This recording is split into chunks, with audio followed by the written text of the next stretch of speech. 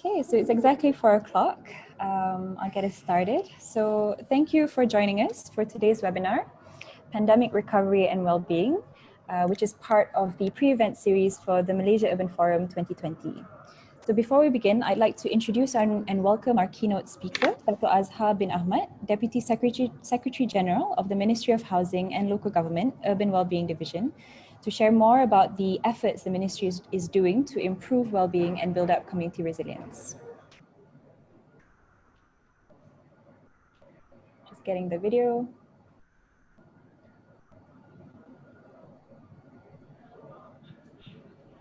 Bismillahirrahmanirrahim. Assalamualaikum warahmatullahi wabarakatuh. Salam sejahtera.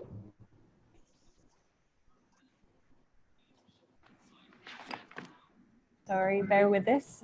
As usual with the online events, there's always a bit of tech issues. So 1 second, we're just trying to get it connected. Jadi sesi webinar pada kali ini dianjurkan oleh Urbanice. Saya juga mengucapkan terima kasih kepada Urbanice kerana memberi peluang kepada saya untuk menyampaikan ucap tamu ataupun keynote mengenai tajuk yang telah disebutkan tadi, iaitu mengenai community resilience.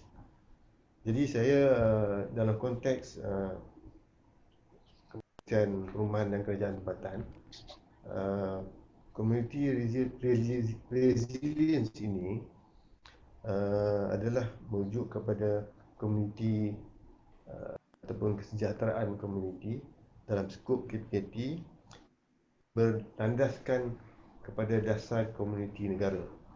Untuk makluman semua, dasar komuniti negara ini telah dilancarkan oleh Yang Amat Berhormat Perdana Menteri pada 17 Februari pada tahun 2019, iaitu pada tahun lepas.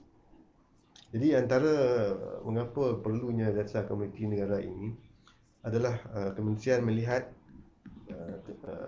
fokus kita pada masa itu adalah untuk bagaimana kita nak membantu untuk membangunkan ataupun mendayakan komuniti di perumahan serata.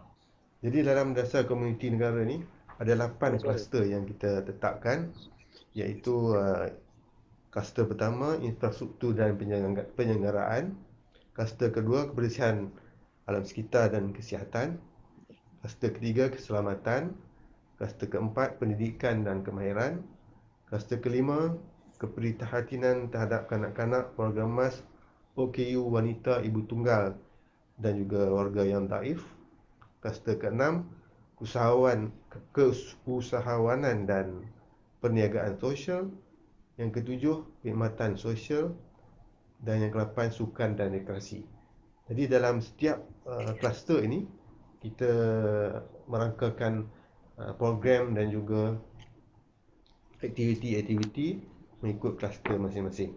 Dan kalau boleh dirujuk dalam dokumen dasar ni, ada dia punya rangka kerja sini, dan saya pun tak bercadanglah untuk menjelaskan secara perinci dari segi program dan juga aktiviti. Dalam konteks sekarang, iaitu pandemik COVID-19 dan juga Perintah Kawalan Pergerakan yang ditetapkan oleh kerajaan. Jadi di sini kita lihat dasar komuniti negara ini boleh menjadi landasan bagaimana kita untuk memberikan empowerment kepada komuniti untuk sama-sama, contohnya pemimpin-pemimpin di peringkat komuniti berkenaan menjaga orang kata penghuni ataupun penduduk di komuniti masing-masing. Ini sesuai dengan hashtag yang diwar-warkan oleh Kementerian Kesihatan dan juga kerajaan, iaitu kita jaga kita. Itu maksudnya. Dia pemimpin sendiri menjaga komuniti masing-masing. Program kesejahteraan bandar ni adalah kita panggil program memperkasakan ekonomi komuniti bandar. Di sini juga target kita adalah B40 di kawasan bandar, yang mana kita menjalankan program ni, kita mencari ataupun membuat bancian melalui daftar yang kita dapat dalam e-kasih. E-kasih ni maknanya apa B40 yang berdaftar dengan kerajaan, ICU dia punya yang manage this pangkalan data, dan kita extract daripada situ dan kita lantik NGO melalui program PAKB ni, program pemangkasaan ekonomi komuniti bandar, untuk mengenalpasti mencari.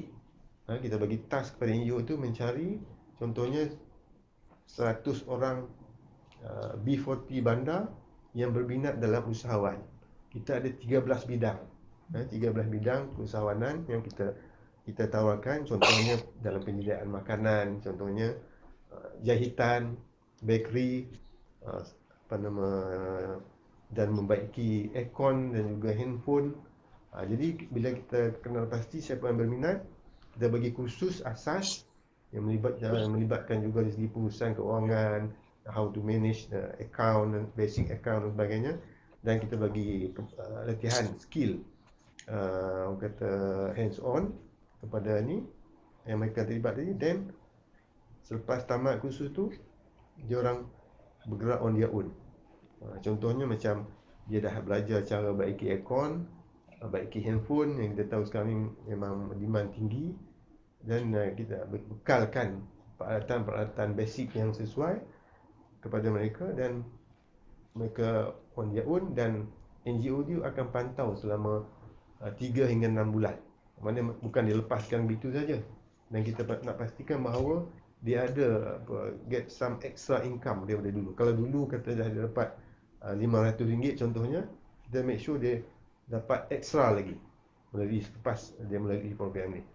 Jadi kita nampak ini agak berjaya kerana program ni pun telah berjalan telah sekian lama. Saya tak silap saya dah lebih daripada 5 tahun, dan kita nampak walaupun peratusnya mungkin bukan 100% lah yang berjaya, sebab target kita ni yang boleh sustain dan dapat extra income berterusan lah, ada yang berjaya, sehingga ada yang kita nampak beberapa contoh tu mendapat income yang kata 5 digit.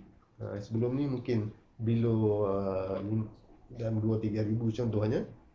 Contoh pengusaha kerupuk leko, tak silap saya, di Terengganu, tak silap saya, dia buat frozen dan sebagainya, dia boleh dapat extra income 5 digit lebih, dan boleh memberi peluang pekerjaan juga kepada penduduk setempat yang diberikan upah ataupun gaji yang agak lumayan.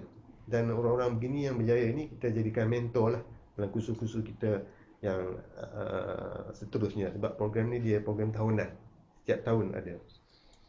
Jadi itu dari segi pemangkasaan ekonomi komuniti bandar. Dan kita juga di dalam kementerian ini ada juga program untuk bantuan kepada orang-orang yang layak untuk memberikan tempat kediaman ataupun rumah yang selesa.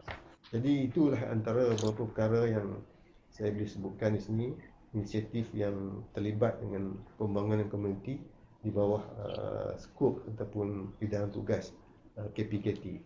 Dan saya percaya nanti semasa webinar ini akan dijalankan, ada sesi panel discussion, mungkin akan berbincang ataupun bincang lebih lanjut mengenai inisiatif-inisiatif, dan juga mungkin juga ada idea-idea baru daripada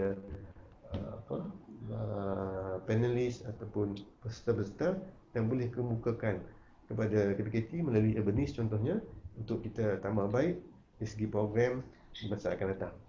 Jadi saya rasa setakat itu dulu saya punya ucapan, dan saya harap webinar ini akan berjalan dengan lancar dan mencapai matlamat yang diharapkan. Sekian. Assalamualaikum warahmatullahi wabarakatuh.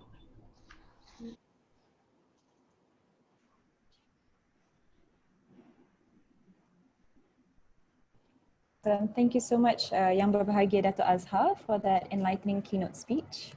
Hi everyone, and welcome to this webinar. My name is Yasmin Lane, and I'm from Urbanice Malaysia, a Center of Excellence for Sustainable Cities and Community Wellbeing under the Ministry of Housing and Local Government.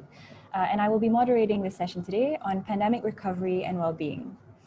So the format of the webinar is as follows. It is an hour and a half, and we have 4 speakers with us today who I'll introduce very shortly. And each speaker will have 10 minutes to share their presentation. This is followed by a panel discussion and then a Q&A. So we would really like this to be an engaging session. So for those of you who have any questions, be sure to type them as soon as you have them. We have a team to compile these questions and make sure we address them at the end. And finally, at the end, we have our COO, Dr. Muhammad Rizal, who will wrap up the session and summarize our findings. So yeah, let's get into it. So well-being is something that, community well-being especially, is something that's very close to our work at Urbanice Malaysia. And we're very excited to hear new perspectives and new ways of understanding this topic. As rapid urbanization affects well-being, we look into ways of investing in better quality of life to create healthier, happier, and more productive communities.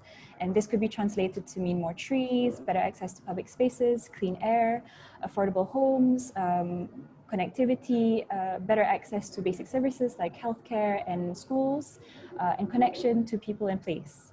And ultimately, well-being is the equitable opportunity to live healthy, creative, and fulfilling lives and reach your full potential. And it falls under SDG number 3 of ensuring healthy lives and promoting well-being for all at all ages. And achieving well-being involves cross-sectoral interventions and it targets specific local challenges. And now in this COVID world that we're in, we want to know how has the understanding of well-being changed? And we want to uncover the kind of conversations we need to be having in relation to well-being and contribute further to the narrative of restructuring our communities, our society, economic policies, governance, to focus on well-being as we recover and move towards revitalisation and reform. So this is why we have our panel here with us today, to give us their input based on their experiences and knowledge to help us understand this topic of pandemic recovery and well-being and help us answer some of these questions and also pose new questions. So without further ado, it is my great honor to introduce our speakers.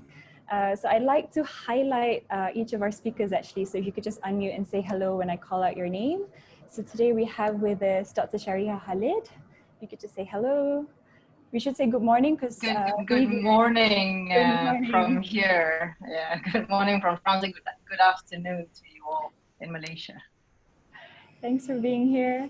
Also, hello to Mr. Jeffrey Pang. Hello, everyone. Nice to be here. And we also have with us Dr. Zubaida Jamil. Hey, hi, everyone. Assalamualaikum. Good day. And Mr. Johnson Ori as well. Hi, everyone. So nice to be here. Hi, nice to see you all. And thank you so much for being here. So our first speaker is Dr. Shariha Khalid, who is the current managing partner at Mission & Co. She has been involved for over a decade of knowledge in advising and investing innovation and impact ecosystems in the region and abroad. And she is a member of the SDG Global Advisory Council to the UAE SDGs in Action Initiative at the Prime Minister's Office and consults for organizations such as the World Bank, UNDP, UNICEF on innovations and private sector engagements in sustainable development. She is also the founder of Health in Your Hands, a platform showcasing 100 innovations from the private sector that deliver outcomes for the last mile of health. I would like to also just add that Dr. Shariha unfortunately can only join us for the beginning of this session and has to jump off for another meeting. So if you have any questions, be sure to write it down and also add your email address, and we'll make sure to get back to you with Dr. Shariha's input. So without further ado, Dr. Shariha, please take it away and officially kick off our webinar. Thank you. Well, thank you very much, Yasmin, and thank you to all my fellow panelists.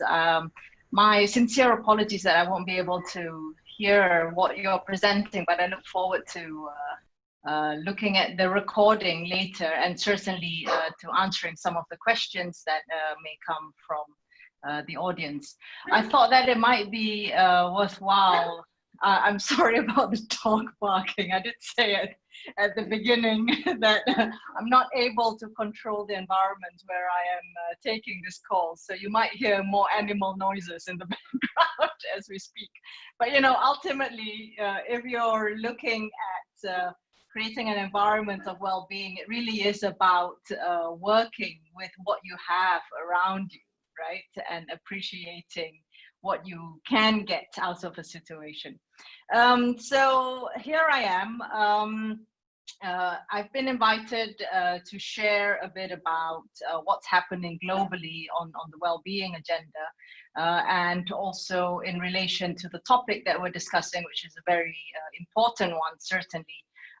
You know, this discussion about recovery is something that we must already address, even though we're actually still very much in the response phase too. I think it's important that we all remember that, you know, yes, we're referring to COVID-19, the pandemic now, but there will be other pandemics that will come and go. And that what we're going through now is just one of the effects of the breach of the kind of the planetary boundaries, the human, environment, animal boundaries, due to our, you know, some of the things that we have created for ourselves in terms of, you know, the damage to the environment. Anyhow, all that aside, we are living through this moment now, this moment that, you know, is significant in history. And what this pandemic certainly has brought about is an acceleration of some of the crises that we already had before around poverty, access to food, nutrition, housing, some of the basic human needs there are. And at the same time, you know, impacts on the planet, animal life, and also the environment. And why is it accelerating it? Well, you know, for various reasons. One of it being that, you know, the effects of the lockdown itself has been proven to show that it's directly impacting the mental health of people. Yes, that's one thing, and that's to be expected. But more so, actually, the ability for people to ensure their livelihoods. And a lot of those who are already living below the poverty line have been the ones that have been greatly affected by this lockdown, because they've not been able to go out and earn an income, which for many of them happens on a daily basis. You know, what they draw in for the day is what they then use for that day's spend. Excuse me.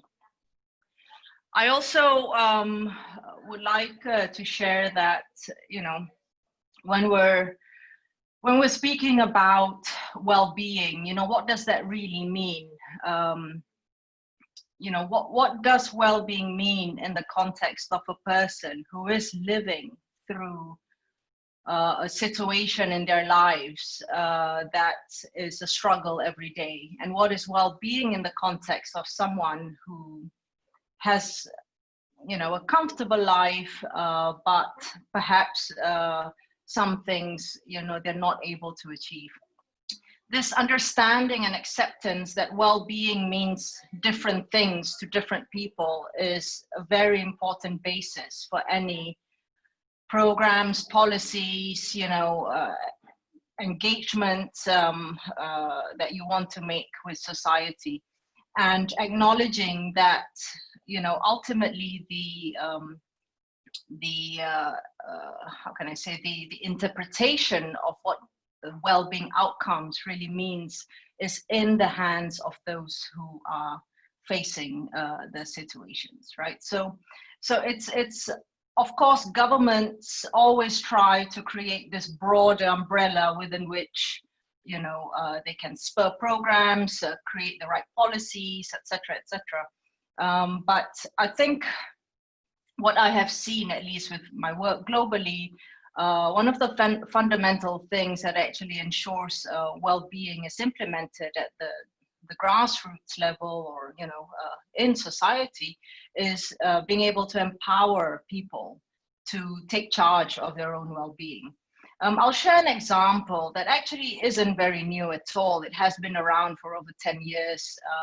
It's grounded in the science of positive psychology, and draws from many other different aspects of health that can lead to overall health and well-being. And that is basically the 5 ways to well-being. This was created in the UK by the National Health Service and the Foresight team, which looks at future trends, etc., and the New Economic Foundation as basically a means to empower the people of the UK to take charge of their own well-being. The 5 ways are give, take notice, connect, be active, and keep learning.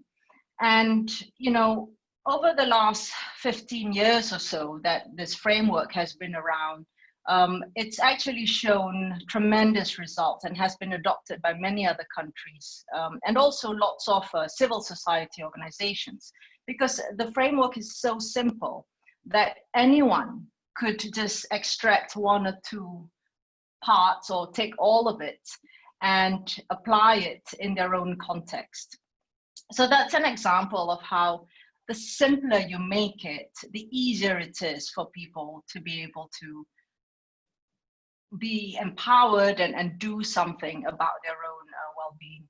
Now, of course, we've been using that in our work, and in fact, we have also applied it. I have a non-profit also in Malaysia non-profit social enterprise, Impact Hub, and Impact Hub uses the 5 ways to well-being in all of its programs, and as a way to empower communities to be able to understand this complex subject, but at the same time to measure the impact.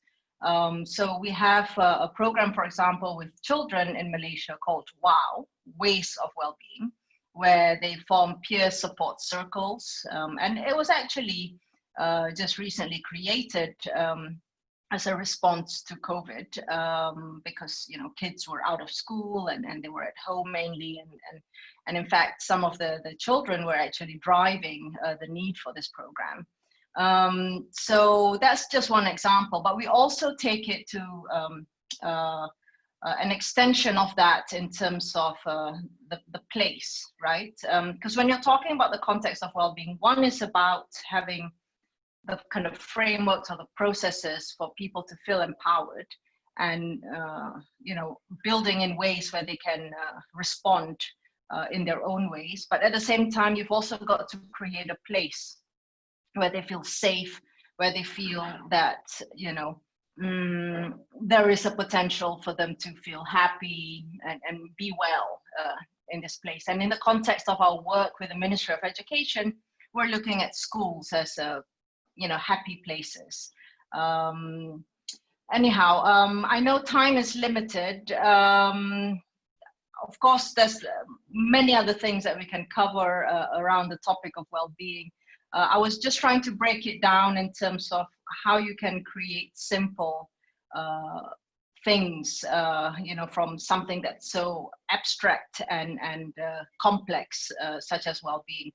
And I think a way to think about this topic is, as with all other things, is to try and break it down into different components and look at whether or not we are addressing each component to build an ecosystem as a whole that can address well-being. So one component is the people piece. Who are those who are experiencing this? How are they empowered to do something about it? And who are the people who are actually playing a role to enable a well-being environment, etc. So the people, that's very important. And of course, I mentioned also the places. And I think platforms are critical. A platform such as this will also help raise awareness and show the work of those who are already doing amazing work on the ground to inspire others to be on board. And it's also a means of showing transparency and accountability. Platforms can be digital, it can be non-digital. And then I think the products and services, just with any other offering to the public, it's important to have variety and to be able to accept that there are many ways to achieve an objective, and that everyone can contribute in their own ways. Policies, of course, very important for the policymakers listening in. today, and policies need not be something that is so complex to build. It could just be simple ones that can actually spur action on the ground. Partnerships are important, and really looking at partnerships with those parties that you might not have imagined to have been able to work with before. And then lastly, I think as with anything that we want to achieve, you've got to have the resources. So I'd say pools of capital is important. Then different types of capital. It could be grants for activities that respond to grants. It could be contracts and procurement opportunities. It could also be investment funds. What's important is that we've got to address the entire ecosystem as a whole, and we cannot just be focused only on one part or the other. And with that, I'd love to answer any questions as they come, and I'm on for another 4 minutes or so before I have to jump off. If there are any questions that come in through the chat, I'll try and respond directly to the person asking. Thank you, Dr. Shariha. That was great. And it really kind of sets us off for our conversation today, because like you said, well-being is something that is so simple. You think, oh, my well-being, but then actually it's also very multi-layered and can be overwhelming or abstract, like you said. And I like how you mentioned that well-being means something different to everyone. And I'm sure that's true, so true to everyone that they can imagine. And why we're having this discussion today, I suppose, to simplify and break it down and look at it from different angles, different communities. And yes, having a framework will really help. And going back to empowerment and enabling people to firstly know that they deserve, it's their right to have well-being, and to have a healthy and happy life, and how to fight for that, how to demand it from the systems that exist. So I think that will definitely complement the rest of our conversation today. So thank you so much for that. Yeah, and we will forward questions to your email if you have any. So I'd like to introduce our second speaker for today. We have Mr. Jeffrey Pang. So Jeffrey has been on the ground working with communities, I think starting off as essentially a conscientious neighbor, helping his neighbors in PPR Kota Damansara, and has now gone on to help many more communities in the Klang Valley. He specializes in community development in urban B40 areas and champions good governance in local government. He advocates for participatory budgeting, very important, and monitoring MPBJ, and is currently working closely with DESA to bring back local council elections. He pioneered a statewide partnership platform for sustainable development, Community Prihatin Kerajaan Prihatin, or KPKP, in collaboration with Selangor Exco members. So it uses a unique top-down, bottom-up approach to eradicate poverty and promote livable cities. He's also the chairman of My PJ, a coalition of PJ Residents Association. So looking forward to this. Mr. Jeffrey, please, the floor or the screen is yours. Thank you very much, Yasmin. And thank you very much, Urbanice, for giving me the opportunity to share. Can I share my screen now? Yes, let me see.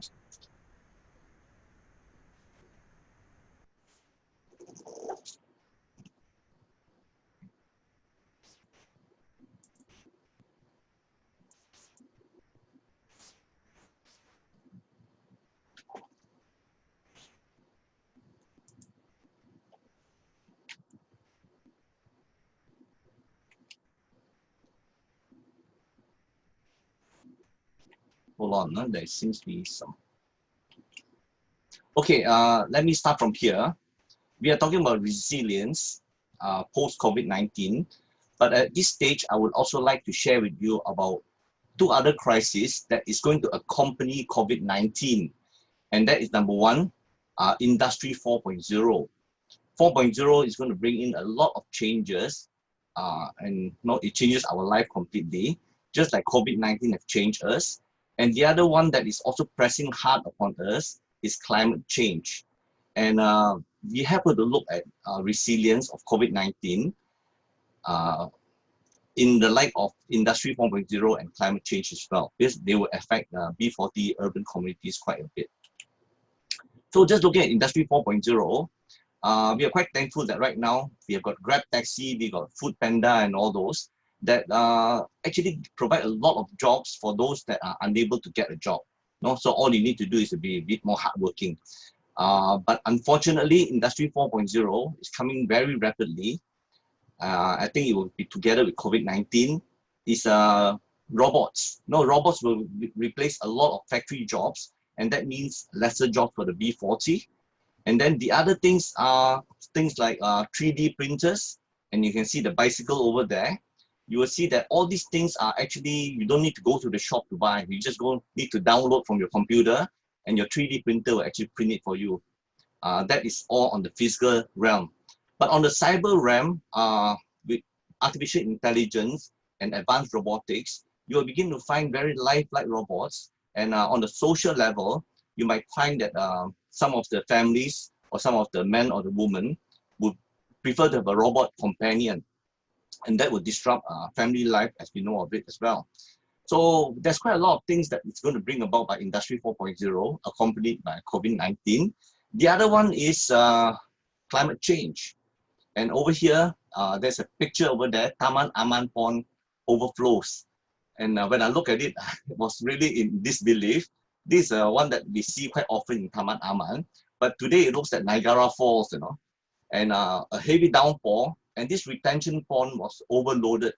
So the other thing is, tree felling by the local council, outrage. And then we also have got congestion. So we are at the point where there is climate change, but the development and growth seems to be still overtaking sustainable development. So when do we reach the city tipping point? Now, if we develop too rapidly and don't have a consideration for the B40, you'll find that living in the city will really be quite miserable. So if we are looking at so many different issues, apart from just COVID-19, then we should be looking at, say, solving poverty issue in a much broader perspective, a multi-dimensional perspective. And although earlier on we look at absolute poverty, we said that's 980, and we have less than 1% of poverty. Recently, they have raised it to 2208, and right now we've got about 5% poverty. But we now have got to look at poverty in 3 dimensions, maybe the health side, the education side, and the living condition side. So it is quite important now that we do not have just general federal data, but we need to have specific community data so that we will know how to actually do the right intervention on health, education, and living condition. So once you are multi-dimensionally poor on any of these 3 areas, you could be considered as being deprived. So what are the major obstacles that we have? These are the foundations for improving society well-being from a community and a policy level.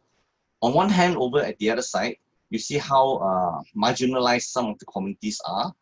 But on the other hand, you have Putrajaya on the other side.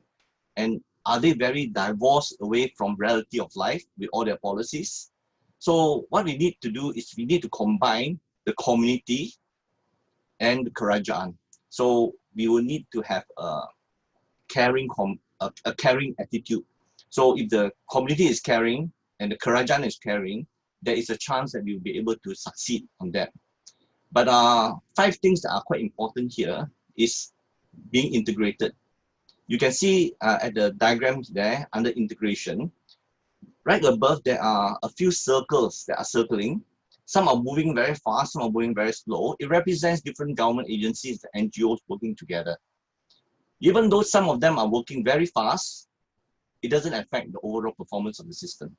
So unless it is all integrated, where a small circle is spinning and result in a bigger circle spinning as well.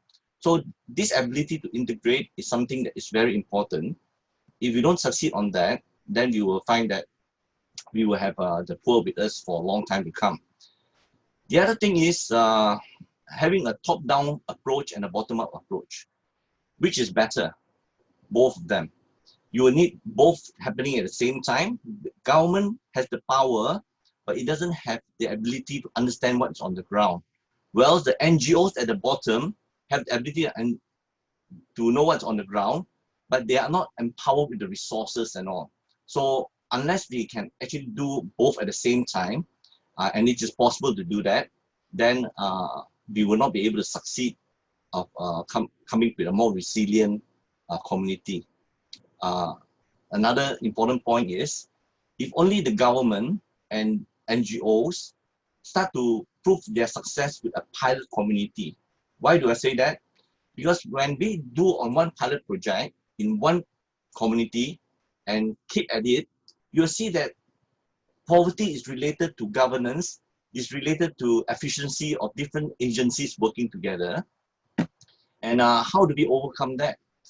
And when you look at a community, the first thing that you need to do is to actually unite them together. Unity is one of the most important things. But uniting them is also not easy. There's so many religious intolerance, racial intolerance that is happening at the ground. So how do you actually solve it? So lastly, some of the important points are we need local participation, public participation, very important, because when we want to work with the local councils, unless they're closely connected to the public, you will not be able to get and meet the needs of the public. But what the public need is access to information. Without information, there's no way the public can actually participate. And at the same time, if you do not educate the citizens, then they will be apathetic and not empathetic. So they will not also take part as well. So one of the important things right now is sometimes all the plans are very good, but corporate governance can fail us. So we need a public governance where the public is actually keeping track on how things are spent, how the local government budget is spent, and whether it's actually meeting the needs of the people or not. So of course, such things need local council elections. You need a structural change so that the people that are running the local council are more accountable to the people. So generally, I think if you want something sustainable, as mentioned earlier on, it must be a systemic approach.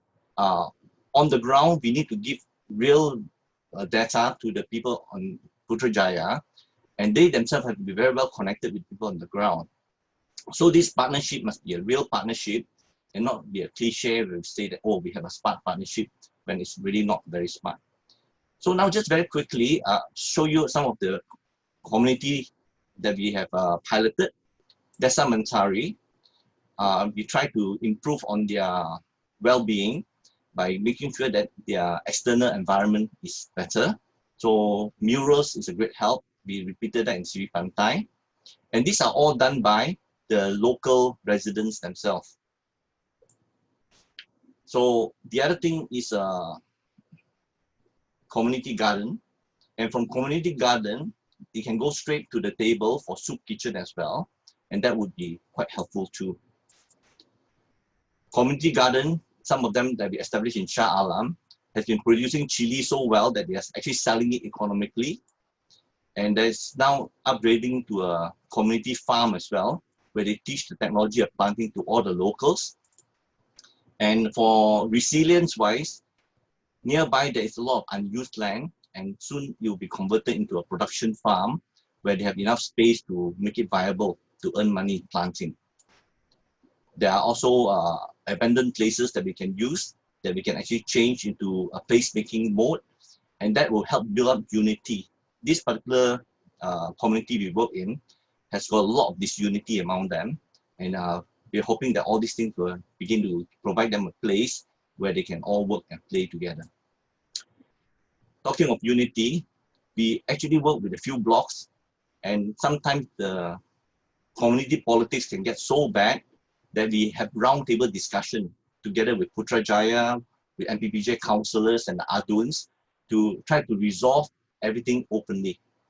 So we do that as well. And then economic resilience. In MCO, we had quite a lot of people donating. And because we are as NGO cannot go on the ground, we could work remotely with some of the leaders and they deliver the goods. And eventually we started a soup kitchen because we cannot be giving food basket all the time. But this has given them a skill. And with this skill, our partners, Food Aid Foundation, came in and gave them a course for, right now they're attending this course, 30 days, very intensive. And by the time they finish, we are doing the extension now, and later on selling things through Food Panda and moving on to event catering. So for education aspect of it is very important. We conduct face-to-face education and tuition. This is by the volunteers local. These are by corporate volunteers. And because of MCO, during MCO, we have to quickly convert over to online education and online tuition. And I think one day after MCO was lifted, we managed to launch it. Yeah, I think basically that's the end of my presentation. And just wanted to share that if we want to solve anything, it has got to be integrated, and also it has to be very systemic as well. Thank you. Thank you, Jeffrey. That was really insightful. And it's amazing to see the work that you're doing from bottom up and how you've mobilized so many different communities to empower them and yeah, to enable them to be more resourceful. And I like how you mentioned, it's really important that you mentioned governance as well. We'll be looking at that in the discussions later on. And again, the mentioning of local participation for these communities in order to, because they themselves know what they need best for well-being. And so using that local knowledge, bottom-up approach is so crucial. It's not easy to do, but I'm glad that you're involved in doing this, and hopefully we'll discuss it more later. And another aspect was, you talked about poverty versus, well, health is an aspect of poverty, but there's also the impression that by focusing on health, you also address these inequalities such as poverty. So it'll be interesting to see how those two are interlinked later during the discussions. So I'd like to introduce our third speaker now. We have with us Dr. Zubaida Jamil, who is, Dr. Zubaida Jamil Osman, who is in the MHPSS team in Mercy Malaysia. She is currently a lecturer and a consultant clinical psychologist in Cyberjaya University. She obtained her doctoral degree from University of Melbourne and has extensive experience in conducting self-management groups for depression, anxiety, stress management, post-traumatic stress disorder, as well as skill development in children. She also has a significant experience in humanitarian missions. She was in Darfur in 2005 and was involved with the recovery after the tsunami in 2004, especially in Kedah in Kota Kuala Muda, and is currently involved with the COVID-19 hotline response team.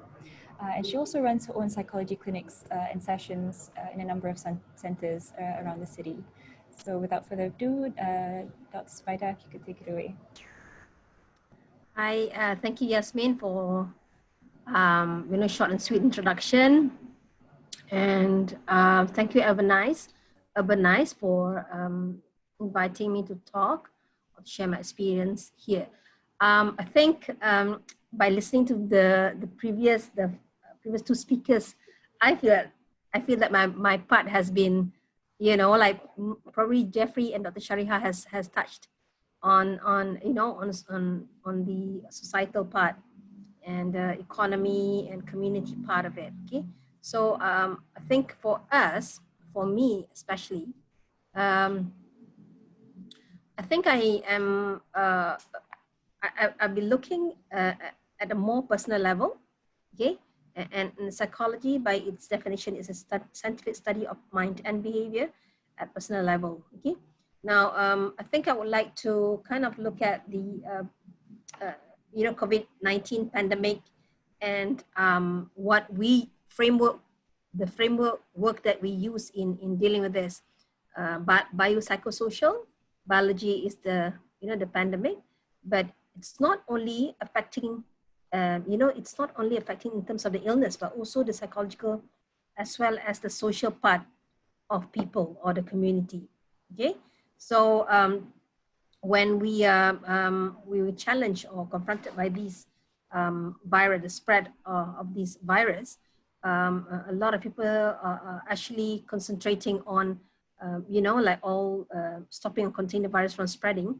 But, people don't really realize how much it has affected people psychologically. Okay. So I would just like to, you know, just go and see how it has been for us, the crisis and how we responded to crisis. It was MCO.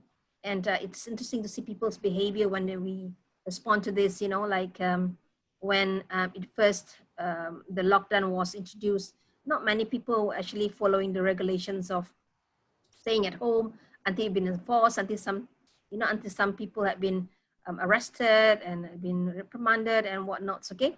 And I think that lockdown, the 2 weeks, for the 3 weeks, 6 weeks, I think in psychology we call it, you know, the government has started to condition people to these new norms, you know, like not going out unnecessarily, or you know, when you go out you wear masks, you know, you have to protect yourself, you have to like treat others like positive, COVID-19 positive, in order for you to like protect yourself, okay?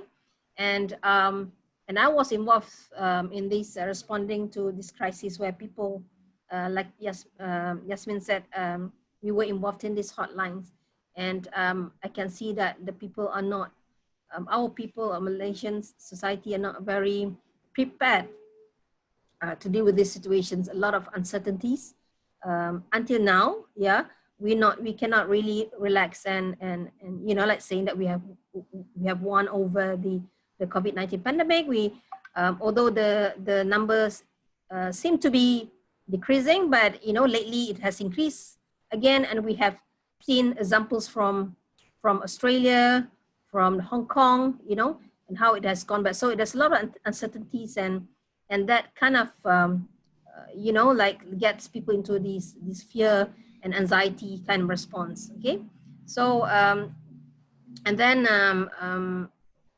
what we don't realize perhaps is like this COVID pandemic, how long it is, and equally alarming is actually the long-term impact of mental health, on people's mental health. Okay, so I just go to what happened. I just go through. So this is what happened during the crisis, you know, and I just you know, from what I've gathered through the callers that I picked up. Okay, there's a lot of stress and demands when people do this work from home on online schools. The employers, some employers didn't seem to be you know, like seem to be considering, have some considerations of working from home thing, because we're not used to it, you know, this online thing, we're not used to it until this pandemic strikes us. So so some employers still expecting the workers to produce work as if the workers are working at home, but at the same time, you know, I mean, a lot of women, you know, complaining and having a lot of stress. And I think you know about you know, Mr. Jeffrey talked about the family community well-being, you know, the systemic approach whereby everyone is actually involved in coming up with an issue. So, you know, like the lady workers are especially struggling with this, because they've got to do the house chores at the same time doing the you know, the office job, and was expected to be delivering it as if they are working at home. Okay. And also, I think this is also very well known about people started to lose job. And I think during the, I'm referring to the small businesses, because I think those are who are employed by organizations or government are still quite secured until lately, when, you know, we have heard people have been laid off, you know, or made redundant due to this. Yeah, financial security, change of daily routine, you know, like people are not used to be at home. Can you imagine? You know, we can't even imagine ourselves being at home for a month, 2 months, you know, but we did it, you know. And then anxiety and fear, you know, these, some callers have developed this OCD about cleanliness, started to wash hands a couple of times, you know, and started to get other family members to be annoyed by it, you know. And yeah, so the last three that I pointed out here is actually about the psychological level, the symptoms that if you have enough education about mental health, you probably realize that there's something wrong with you, and probably you need to talk about it, you know. And when you start to isolate yourself, your sleep is disturbed.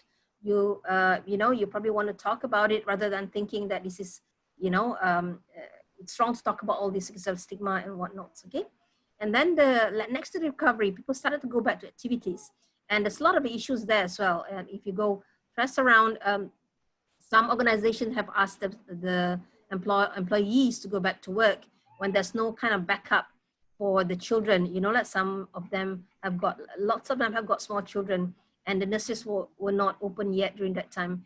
And there's a lot of SOPs need to be followed. Okay, and I would say that one household have got 3-4 children, and they've got to prepare all these masks, the wipes, and then the plastic bag and everything.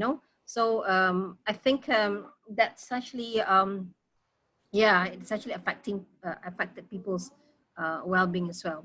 And then so I put the economy is picking up because I said I feel that although people have gone back to business and whatnot, it's a time for them to pick up and prosper the economy again. But there are people who are actually at a challenging time, and the company started to lay them off and so on and so forth. Okay, and some people, I think that they started to prepare.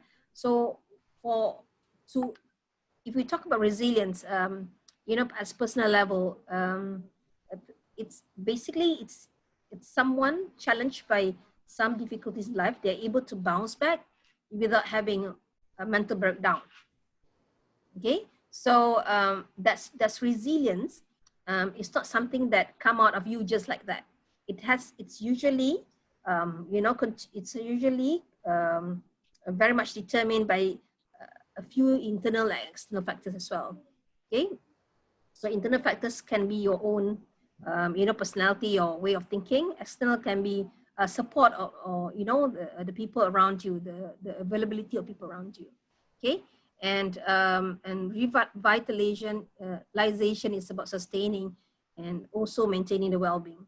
Okay, go back to the subject of mental well-being. Okay, Dr. Shariha talked about no definition of well-being can suit everyone.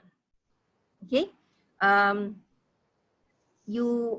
she talked about it's individually different. It can be individually different from one individual to others, because it very much depending on the goals or what are things that particular person or community wants to achieve.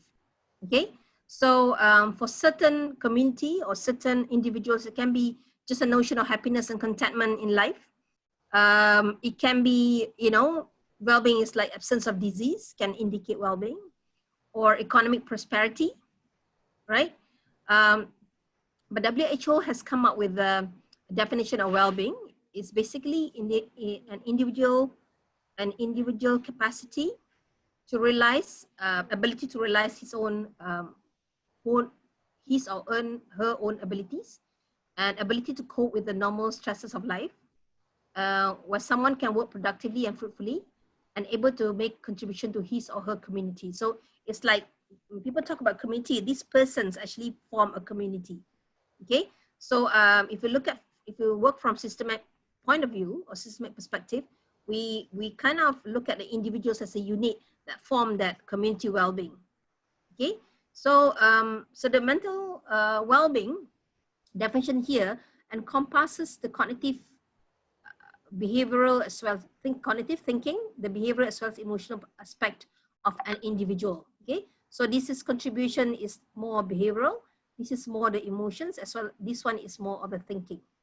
Okay, and I agree with Dr. Shariha. It's when someone or the community is challenged with certain, in the context of COVID-19 or COVID-19 pandemic, we have a lot of issues, and how we can help the community to realize that this is a challenge that they're having and to bounce back. So you want to help the community to realize, to a certain extent, your response to this challenge is actually normal or acceptable.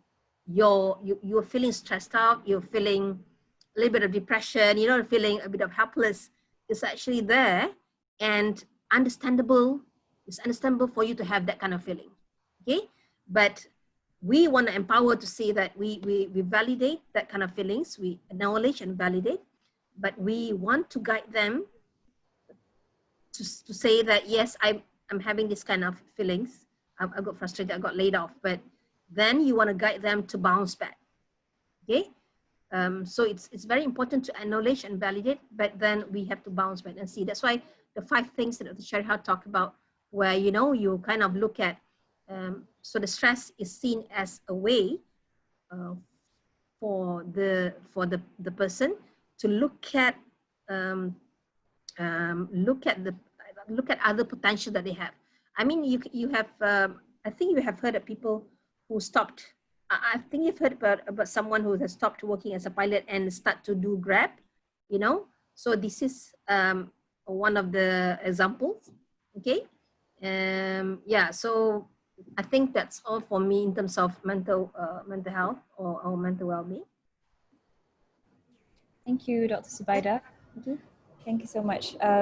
Yeah, I think that resonated, I'm sure, to a lot of us, and helped us to contextualize a little bit about how we're all feeling right now and how do we begin to understand well-being while we're all, like you said, still quite anxious. We're in recovery, but we're also at the very tip of maybe going back to crisis. We're always worried about that. And so yeah, it'll be interesting to discuss later, whether or not now is it a strategic time to be talking about well-being, because everyone can kind of relate to it.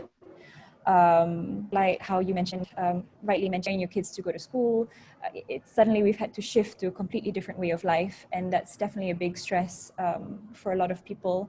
And yeah, we'll talk more about your points later. I'd like to now introduce our final speaker for today, Mr. Johnson Oy, the founder and group CEO of Epic Collective, an ecosystem of companies and platforms that activates everyone to be extraordinary people impacting communities. He is also the CEO of Sedunia, an impact platform set up by Epic to help organizations create, coordinate, and track impact in the communities around them. And Epic is accompanied by Epic Communities and Epic DNA, their community development and training arm. And they've established themselves as consultants to organizations from multiple sectors, including the Malaysian government, in the areas of community development, civilian mobilization, and capacity building. Epic's flagship program is a non-profit initiative called Epic Homes, a system that empowers ordinary people to build sustainable homes for families in as fast as 3 days, and develops relationships while doing so using a modular building system. And they've built over 150 homes, I think, in Semenanjung, Malaysia, while working with 5,000 volunteers from more than 50 countries and over 40 renowned organizations. So Johnson, please take away our last presentation for today. Thank you. Thank you so much, Yasmin. Can you hear me? Perfect. Yeah. Great. Well, what a mouthful. You didn't have to go through the whole thing. But thank you so much for having me. Thank you, Urbanice, for this opportunity. I think the topic is something that's really close to my heart. The words collaborative community resilience, or resilience that stems from collaborative collaboration, is something that we've been working on for a while. I have to be honest, it is something that we're still discovering as we go along. And so today, when we talk about collaboration, it really includes multiple stakeholders, people. I think especially in Malaysia as well, it means people of very diverse backgrounds. And so what got me thinking in this regard is the values. To enable collaborative community resilience. What are they? And why is values important when we talk about collaboration? So one of the, as a leader, I suppose, of an organization going through COVID, it's been quite a scary time. And so I have been looking to many different motivational as well as leadership workshops and talks to really draw inspiration and find some strength to navigate through this time. And one of the quotes that I've been meditating on most recently is this quote over here that says, "Crisis does not test our values, it reveals our values. You know, and so a lot of times we think that when crisis hits, you know, we've got a bunch of values and now we put it to the test. You know, we say which one we want to do more, which one we want to do less. But the truth is that when crisis hits, like what we've just experienced recently, we don't have time. You know, whatever seeds that's been planted day after day or years before, it reveals itself. And so given that same definition as well, we're looking at where we are right now, post-COVID. And we're seeing how I think that we've fared pretty well. I would say in Malaysia when it comes to giving and sharing and working together. But it also reveals many weaknesses and perhaps even, if I may dare say, failures as well. And so the way I look at where we are right now, you know, we're not just looking at recovering, you know, because I think COVID has revealed to us, you know, where we are right now. And I think it's best to take where we are and determine the way forward. What will the new normal be?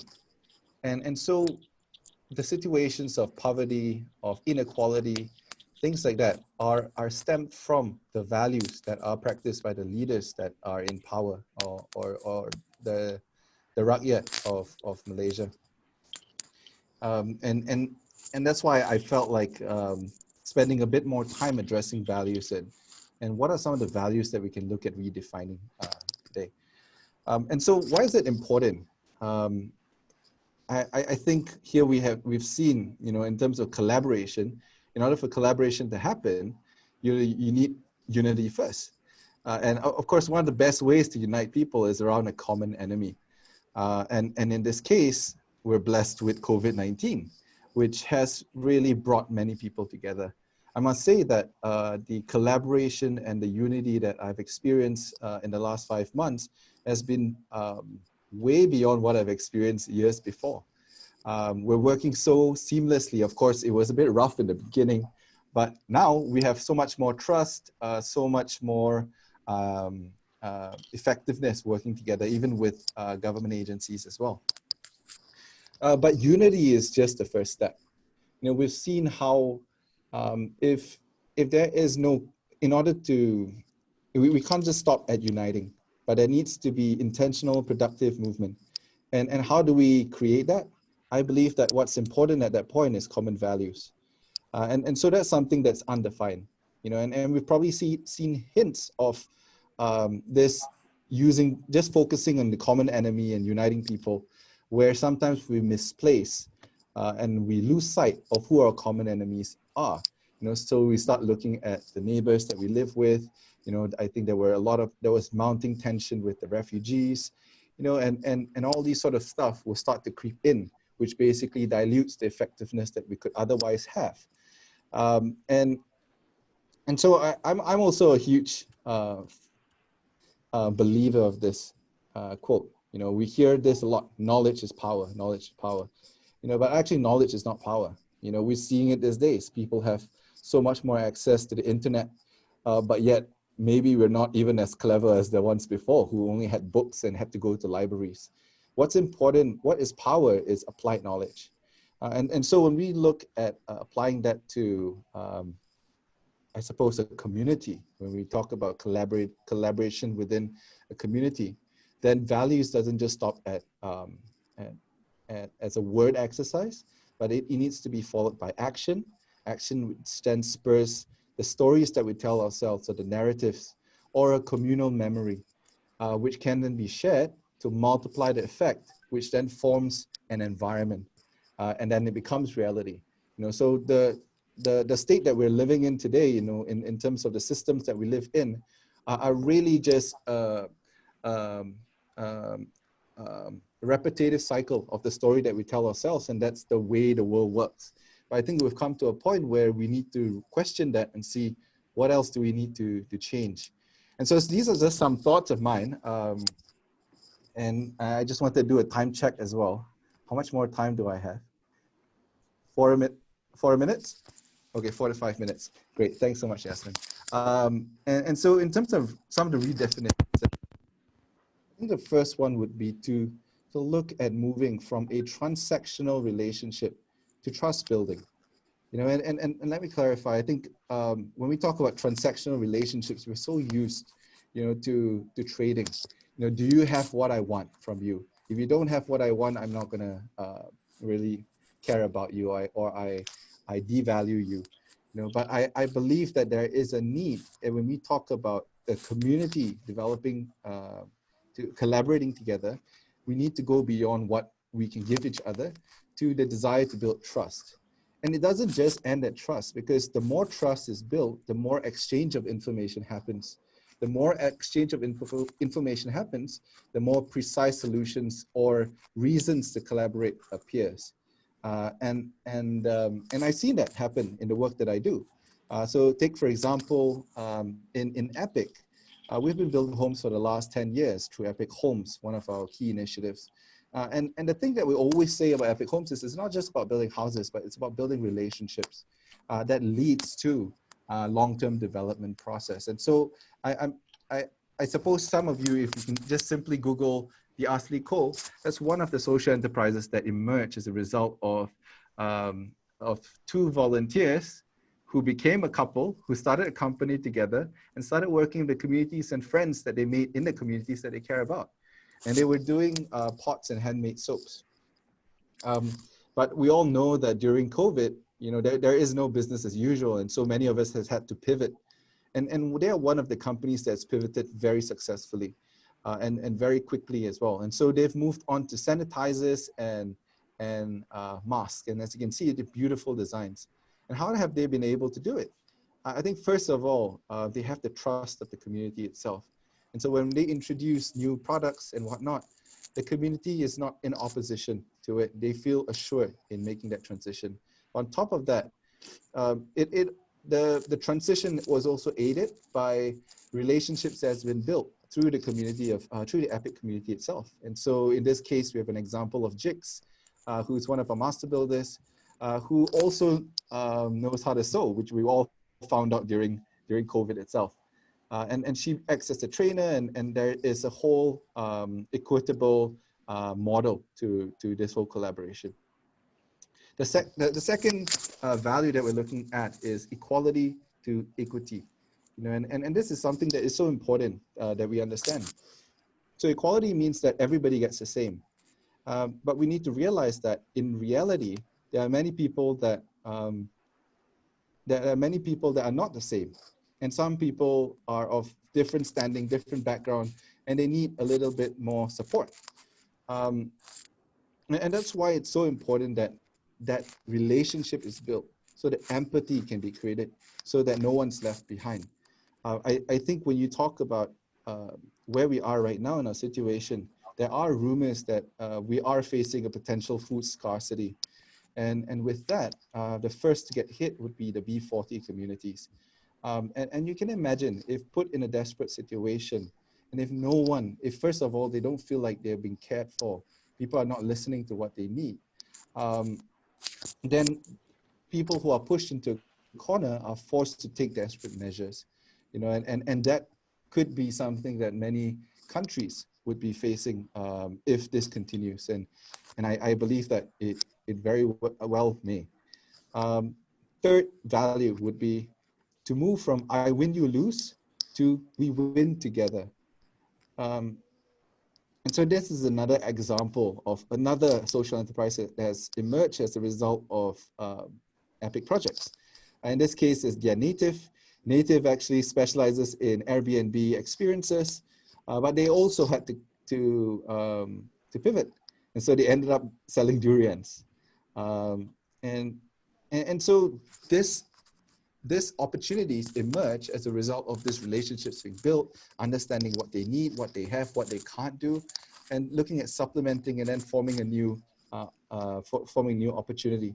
And so they sold over 1,000 kg of durians, and so that's been really exciting. And I think that as a result of that, the community themselves I think they made something like 8,000, two communities managed to generate about 8,000 ringgit just in the last 5 weeks alone, doing these durian selling as well as durian tour experiences. So in this case, we set up a mechanism where although a lot of them are not able to pay taxes, but there should be a mechanism, at least on a local community, where whatever value that's being generated by those who have opportunities can be immediately channeled back to the community itself. And so in the case of these durians, the community members actually agreed to paying a ringgit for every durian sold, if I'm not mistaken. And so they've generated close to 1,000 ringgit in their community development fund alone. And they did it very willingly. And what was very, very motivating was the fact that we were trying to tell them that this is a model of social entrepreneurship, but they were saying, no, but this just sounds like business to me. You know, and so there is a desire there already for people to give back, contribute, take care of one another. Just for your information, basically the funds that gets channeled into this community basically gets channeled towards the basic infrastructure works, capacity building, job creation, matching, and entrepreneurship. Our fourth value would be to move from being served to being of service. You know, I think we live in a world where we revere people who, you know, are at the top of the pyramid. And so we have this system, you know, that we all subscribe to called the ego system.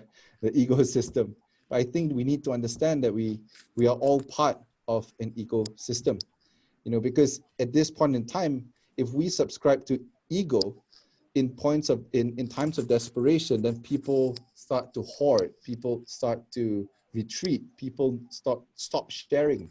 You know, but when we understand that we're part of an ecosystem and we start acting that out, then no matter how bad things are, we all have something to contribute and we can share.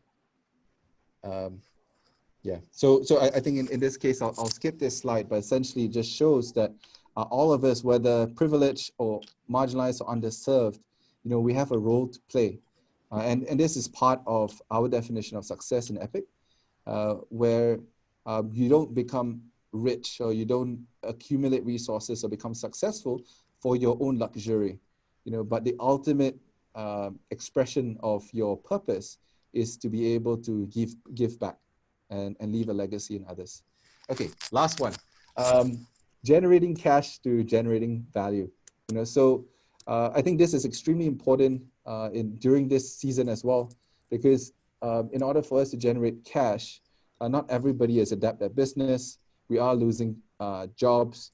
And if our significance as human beings is tied to being able to hold a job or find a job, and if that is lacking and we don't have enough entrepreneurs to start creating jobs, then we're going to have a lot of demoralized people with no meaning in life. But while people may not be good at making money, I think everybody can generate value, and value can look in many shapes and forms, but it would help us get by the situation that we're in. Yeah, and so to just finish in the work that we do, as Yasmin has mentioned earlier, we have been focusing on our tech platform, sedunia.me, where it's really picked up traction. And I just want to assure you that as the going gets tough, there are many, many people that want to be of service and want to support others. And so these are some of the things that's happened on the platform. We've had successful collaborations with the government, in this case, JAQUA, with other NGOs, supplementing each other's lack. We just launched Match, where people can share resources, because we're seeing a decline in cash donations, but doesn't mean that we need to stop helping one another.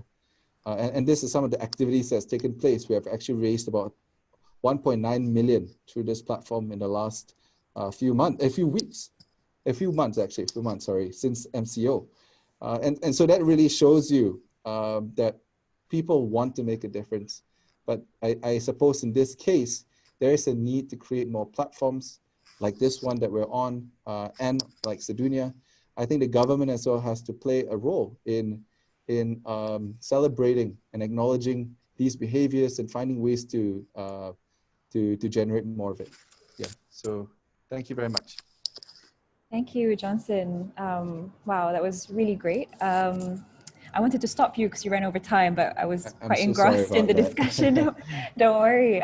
So yeah, I mean, I think everyone can agree what EPIC is doing is really kind of pioneering a new way of doing this kind of work. And I'm glad you mentioned or highlighted your platform, just showing how virtually, digitally, we're able to kind of collaborate a lot more. Actually, and yes, we're also part of this webinar is also part of the collaborative community resilience platform which Urbanice set up, which also tries to highlight and connect different partners, because actually our biggest resources are people, and there's so many talented individuals and groups out there doing all these great things, and really it's just about making those connections, and these platforms like Sedunia and collaborative community resilience can definitely help towards that, and just to touch on this idea of common values, I think that's so valuable, and reflecting back on countries that have well-being budgeting, they do go back to what their values are, what their problems are, and kind of localize what well-being means to them, localize what those values mean to them. And I guess as a society, we need to sit down and reassess our values together. So now I'm going to bring us into the discussion because we have loads of questions, and unfortunately we are running out of time. I think we can go over time a little bit, maybe a couple of minutes if anyone can stay, because loads of great discussion. So I just want to quickly kind of just bring us into a panel discussion if everyone's ready. So I'd like to start with Dr. Zubaida actually. So I think Malaysia's done really well in combating COVID in the health perspective. Our healthcare infrastructure is quite strong, I would say. But what's your perspective on the mental health infrastructure that we have? The well-being infrastructure that we have. And has this discussion about well-being, have you seen that it's changed? Are people more open to talking about it? So yeah, if you could share a bit of input about where we are currently in terms of well-being infrastructure. Right. Okay. So you're right. We are doing quite well in combating COVID-19 health in terms of health perspective. But the KKM, I just would like to share that the KKM Mercy Malaysia hotlines that we got, it was happening. It was actually I think it was like about a month and a half. We had it. And we had over 9,000 cases. I mean, the calls, okay? And that kind of alarming, and to the extent that Mercy Malaysia has decided to, to continue providing mental health, psychosocial mental health support for the callers or for people in Malaysia. Now, I think the part whereby people comfortable talking about it is still we're still not very open talking about it. I think unless we, that's why the education awareness of telling or informing people that it's okay not to be okay, it's okay not to be okay, and share with others is actually very important. And I think that is making people more, feel that they're more, they kind of understood by others. If they want to talk about this. Now, some responses given by people like, I have these issues, but I kind of brave, I kind of, able, I'm kind of stronger or whatnot. So sometimes people don't have the capacity to respond in an appropriate way to in return, getting people so scared of talking about their mental health issues. Okay. So I really feel that we really need to do more in terms of educating and normalizing the mental health condition in the society. And then I probably, will use the analogy like it's just like diabetes, where you need to take medication if you really need it. Otherwise we control with diet and changing lifestyle. It's about the same with mental health. That every condition that you have, it has, we have the severity, we kind of assess in terms of severity. Some people may not need to go and seek you know, mental health professionals, and they probably need some perspective. They need someone to listen to them, so that you know, when you get someone to talk to, and you were so overwhelmed by the issues that you have in your life, when you talk to someone, that someone probably can help you to put things into perspective, and you know, and you started to think, oh yeah, there's a way of doing it, you know, or there's some way that, otherwise you feel that that's the end of the world, you know, that kind of thing.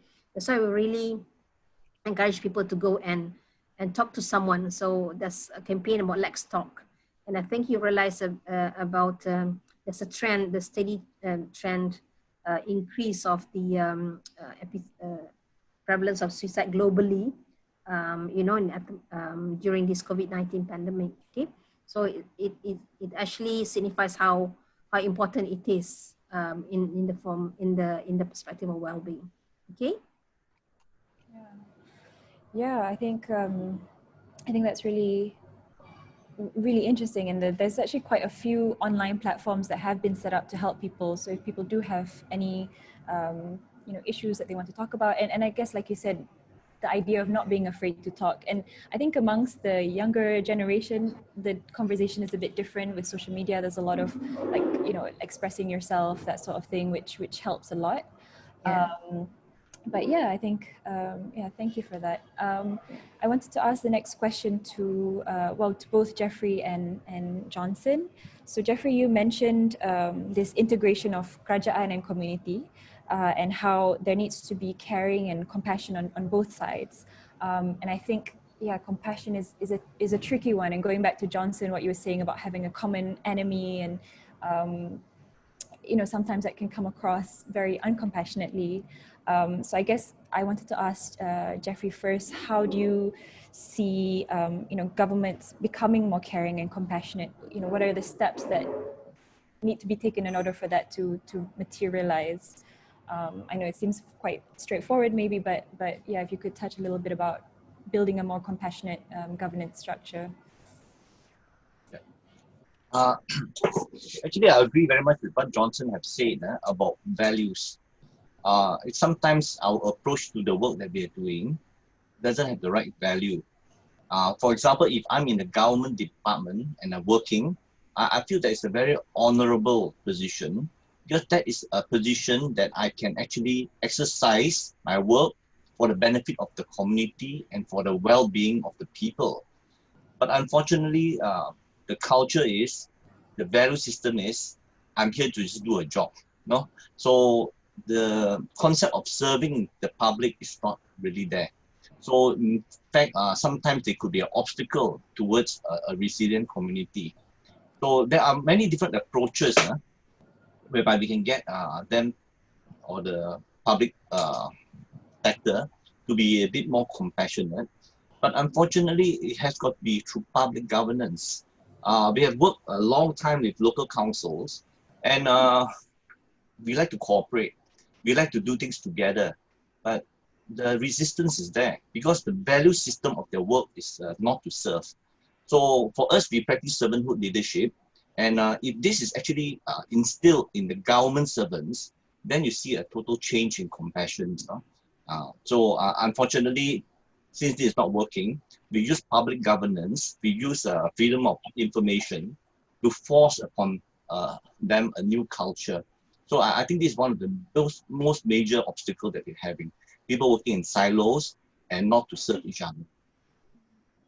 Yeah, I mean, yeah, that's definitely one of the big barriers of different departments talking to each other, not talking to each other.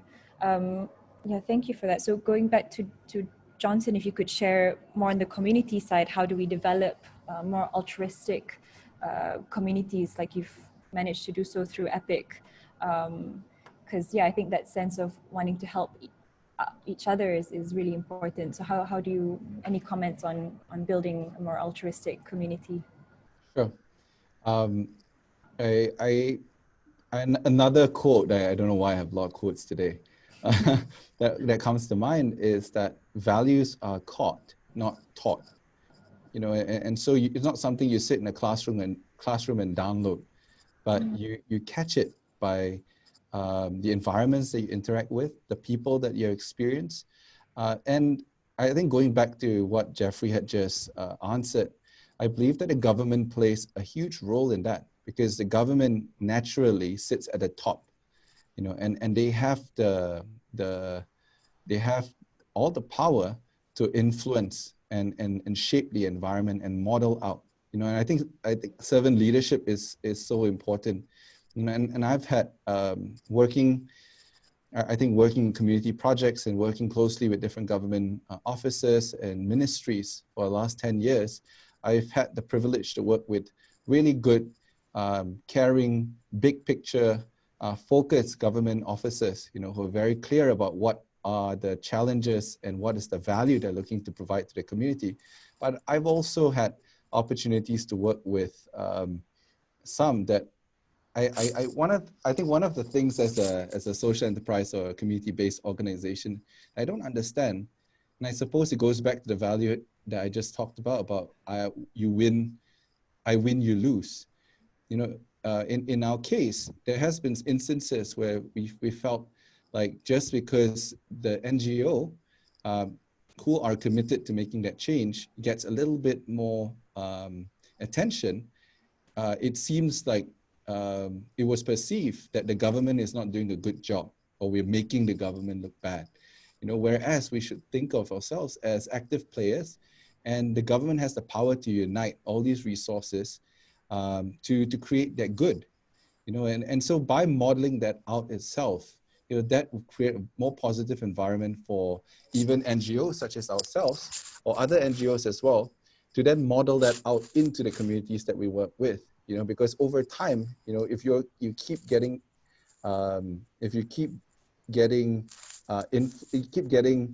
hammered by a particular type of experience, if you don't have a strong value system, then very naturally you pass that on to the communities that you work with as well.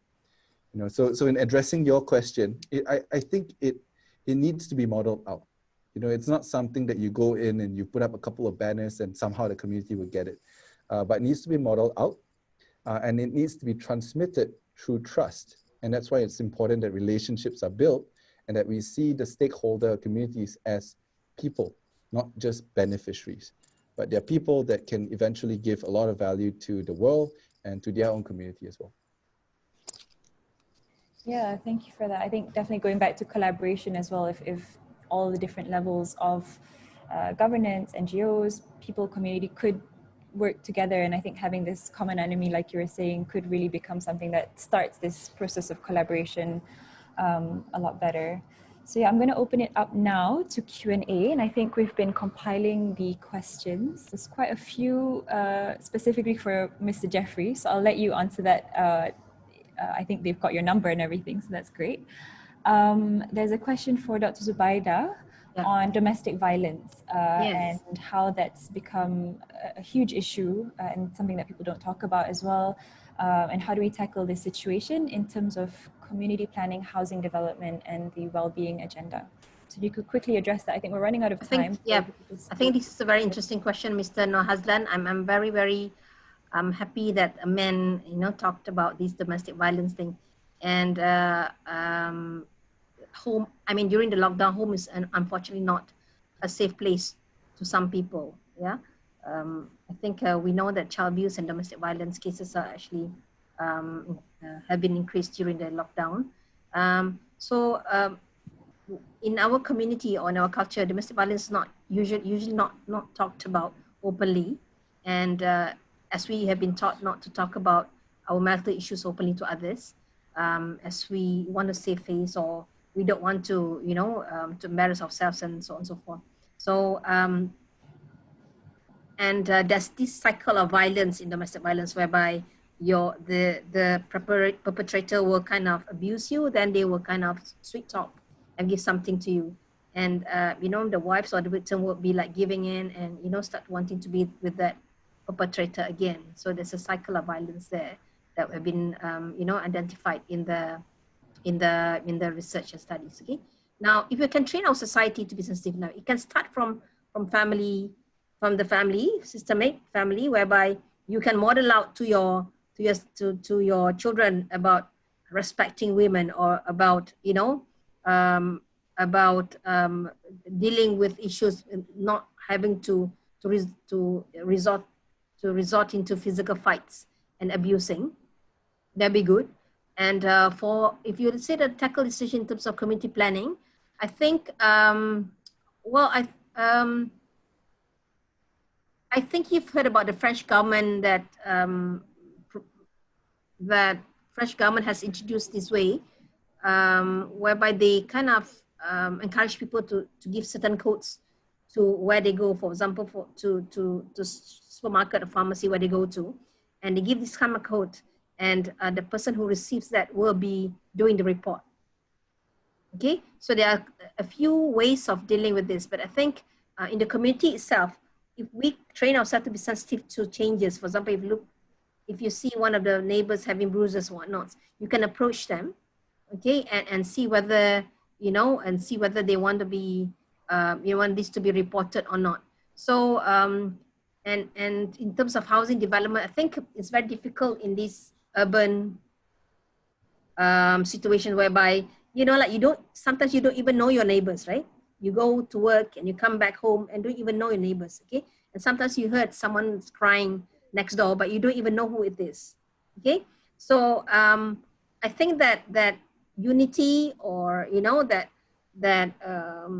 things, the well-being in the community has got to be approach. I think that approach has got to be more practiced, so that we would know each other better, and therefore we care for each other, and that itself sometimes will get the perpetrator to think twice whether they want to do this or not.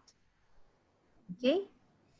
Yeah, I think that's really great. And I think for a lot of people, maybe that's something quite useful for them as well. And I think touching on the idea of building relationships with people around you, that social capital is not just good for this short term, improving our well-being, but long term as well, for future shocks that we may encounter.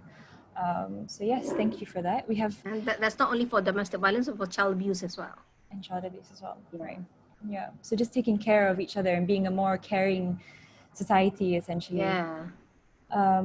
Right. So there's quite a few questions to you, but let me try to find a different one. I have another one. So Yasmin, is it okay if I? Sure. Wait. Let me just ask one of our other speakers, and we'll go back to okay. one of the questions towards you. So there's a question from Jay Sharma on inclusive decision making.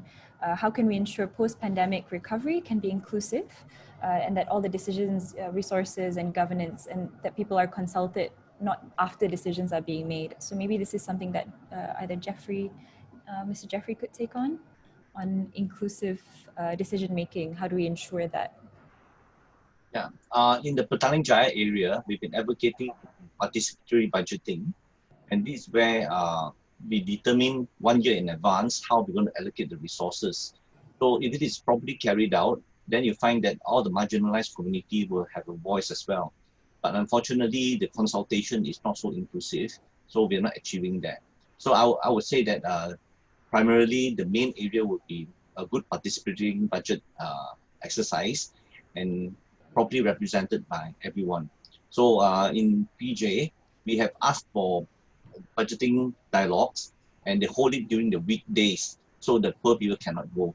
So then they change it to weekends as well, and then they change back to the weekdays again.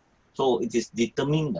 What is important is it should be in substance participation and not in just form. So I think that is one way of actually getting the resources to everyone. Yeah, I think we keep going back to participation, and I guess it's also connected to connectedness, and how the ability of making decisions is actually related to your well-being. When you feel empowered, that the things that you care about are going to be addressed by the people that are taking care of you. I think that's a big part of well-being as well. So Dr. Zubaida, did you have a question that you had in mind to respond to? Because it's towards you. So that this is about Jay Sharma. Asked whether ways in which peer support for well-being can be initiated. And the WHO calls mental health issues an epidemic, and globally there's a shortage of mental health services. Who will provide this help? Okay. Now, if you ask about clinical psychology, there's really shortage of clinical psychologists in Malaysia, And people, I mean, there's a stigma of people going to the psychiatrist because of the, you know, the usual stigma of don't want to be labeled and so on and so forth, and don't want to be labeled as being weak, and as well. So I feel that there's a lot of people. I mean, I look at experience where I responded to the calls that I had during the KKM Mercy Malaysia hotlines.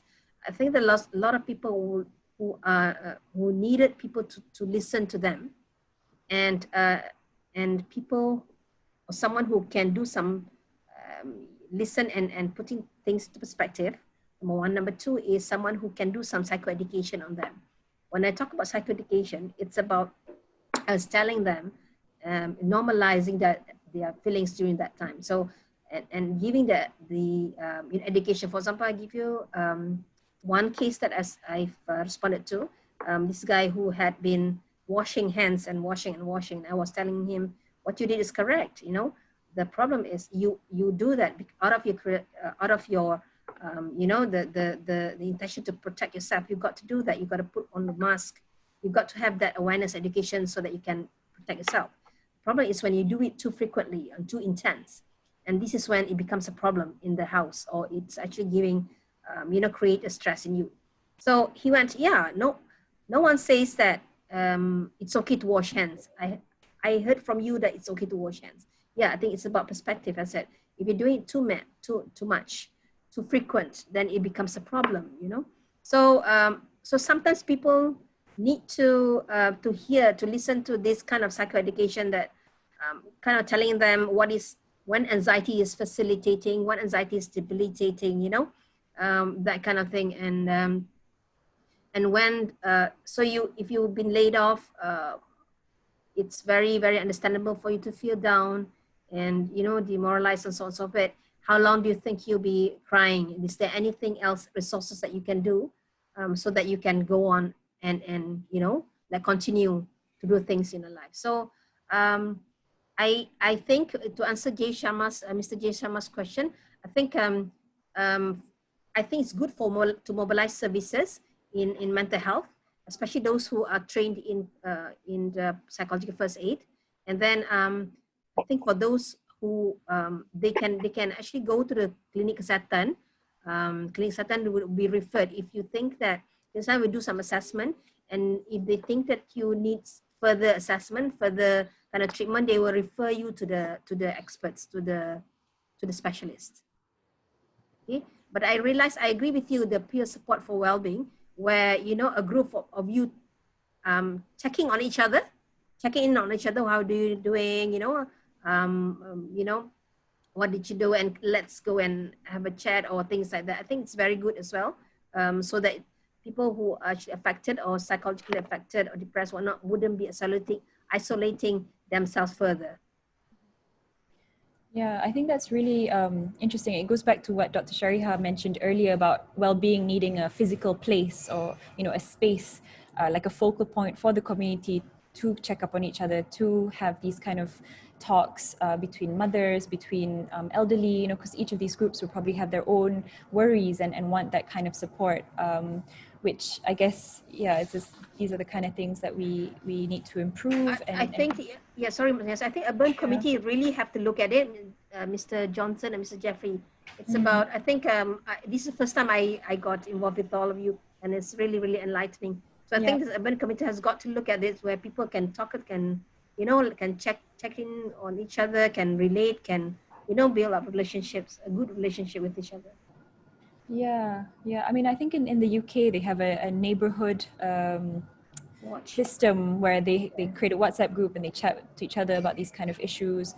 So perhaps there's a way now with technology to mobilize these things. And for those who require mental health support, there's also a few apps, which I think, I can't remember the name, but there's a Cambridge University app it stimulates an AI kind of cognitive behavior response to your problem. So you can just chat to these apps, and that might be something that can help, like an immediate kind of relief before you get more help. So we have one more question before we summarize and wrap up, and I'd like to forward this to Johnson. So it's from Queenie Wong, and she's asking, where should an individual who wants to be involved in community work start? Um, wow. That I think there are many ways to get started. I think on Facebook there are plenty of these sort of initiatives. I think as Yasmin mentioned as well, there are Facebook or WhatsApp groups within your community itself. I would say start close to you. You know, you don't have to go so far. You know, sometimes we think that we need to go all the way to some other country, but actually you can just start in your neighborhood. But if your neighborhood is all right and it has everything sorted and there's no activities for you, I would suggest going to sedunia.me. We have many different volunteer missions. There are many requests for resources and also many campaigns that you could perhaps donate to or help fundraise for. Yeah, so once you get started over there and get to know the people there, you can start your own journey. Yeah, definitely. I really like that. Just starting with your neighbor, asking how your neighbor is doing, your family members, because sometimes it's the ones who are closest to us that actually need help, but don't reach out. So yes, I think I'm going to close this session, unfortunately. There's a lot of questions that we didn't get to, but if you share your email address to us later, we'll try to direct it to our speakers. And also there's a few towards KPKT, which there's actually the head of division of urban wellbeing who's with us, Datuk Muhammad. I just want to say a quick hello, but I think given the time constraints, we'll try to answer that via email. So yeah, thank you to all our speakers for providing a different way of looking at well-being. I think this has been a really interesting conversation and a really good resource for everyone. We'll be sharing this online. And yes, definitely check out Sedunia, check out Collaborative Community Resilience for more information about this. So before we end, I'd like to invite our COO of Urbanice Malaysia, Dr. Muhammad Rizal, to kind of summarize and close this session for us. Dr. Rizal, please take it away. Thank you very much. Assalamualaikum warahmatullahi wabarakatuh. I think we had a good discussion today. Thank you, Yasmin, and thank you very much to our esteemed speakers to contribute on this webinar and find solution to the real world issues. And also to more than, I think, 100 participants stay with us this afternoon for the MUF pre-event. Yeah, we are Center of Excellence for Sustainable Cities and Community Wellbeing under Ministry of Housing and Local Government. So in Urbanice Malaysia, we introduced a Community Collaborative Resilience or CCR platform and launched this during the MCO somewhere in April, I think. So until today, I think more than 100 initiatives have done by many stakeholders. So hopefully this initiative is a shared effort to strengthen community resilience and improve well-being as a result of the spread of COVID-19 and to tackle socio-economic crisis which demands collaborations among us all. I'm sure initiative from EPICS and Sedunia, Mercy and Mr. Jeffrey Pang already in CCR platform. So the platform is widen networks and provide learning for well-being, sustainability, community resilience, and there are already signs of hope from this platform that we established, like food issues around the country, like people with no access during the lockdown, the jobless versus job opportunity, and also decline of income and economic and social crisis, and what we can respond and reaction on that. So to note that from today's discussion, I think from private and public institutions have seized this moment to reset conversations around how to fall out of this crisis. The safety and well-being of each individual or critical, especially B40 group or below the poverty line for the safety and well-being of the entire family, community and world. So from what we discussed today, we are not reinventing new systems, but we reinventioning those systems in our communities to rebuild the resiliency in terms of the economy, health to mental health, community itself, and also wealth for all. Hope from this discussion, we all can discover the key of pandemic recovery to our community and nation in achieving well-being by strengthening local preparedness capacities to ensure timely and effective humanitarian assistance. From our latest in our country, Prime Minister already announced a stimulus package under Plan Jana Semula Ekonomi Negara or Penjana to support businesses affected by COVID-19 pandemic. From that, how we encourage our community to take the chance in any economy package offered that could benefit to them and also assist more community entrepreneur and SMEs provided the support in which relevant field to restart their business activities. Hope from today's we can take some immediate action, maybe midterm and also long-term action to ensure helping individuals and communities by strengthening social ecosystems. Rather than one person or one entity trying to address wide-ranging needs like housing and food and employment and health, we must have the platform and affordable space to make creative, effective partnerships possible. Before end this, please allow me to do the promotion on our national prestige program, Malaysia Urban Forum 2020, just around the corner from 20th to 30th October, September. So I do hope that please all of us join for this platform, because with the social distancing in effect globally, MUF2020, this is our second MUF, will be the first hybrid conference and interactive virtual platform and physical session to engage our stakeholders and audiences to understand where we are today and how we can collectively set action plans to achieve the sustainable goals. So hopefully under sub-theme inclusive sustainability, we can discuss further to this topic towards actionable by many stakeholders will be involved. Thank you, Yasmin. Thank you, everyone. Thank you, Dr. Rizal. Yes, I just want to echo that the Malaysian Urban Forum is coming up at the end of next month, and we would love to invite you all back to continue this conversation and work towards actionable, transformative pathways to change the narrative around well-being. So yeah, thank you so much for your time, for your insights, your contributions. I'm so sorry that we've gone up a little bit over time. And I just want to wish everyone a good evening, and I hope everyone's taking care of themselves, taking care of each other. And I hope to see you at the Malaysian Urban Forum 2020. Thank you so much to our speakers, and good evening. Thank Goodbye. you. Thank you. Bye-bye. Thank you. Goodbye. Bye. Bye.